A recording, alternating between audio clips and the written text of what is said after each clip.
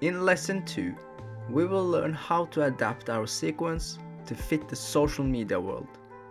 There are many different aspect ratios that counts toward different platforms and publish styles.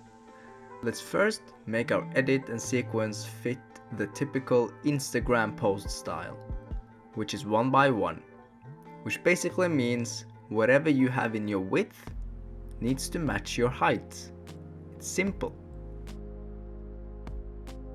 Now we can see that the frame is a square 1 by 1, and have a look through your footage to see that everything is visible that you want to be visible.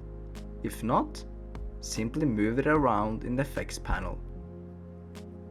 Now let's make a 9 by 16. This is usually as a TikTok or Reels on Instagram. So here you need to fill in what you had in landscape mode, just switch them around.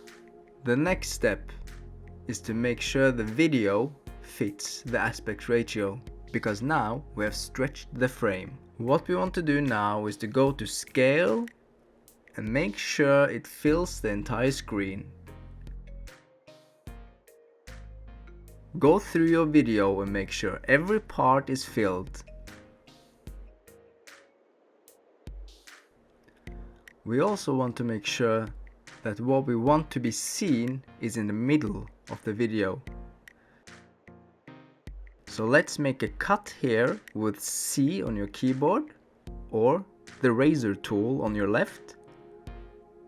Hold in Alt to only cut the video. Now go and reposition the video so you have what you want in center of the video. Repeat this process until the video looks exactly the way you want it to be.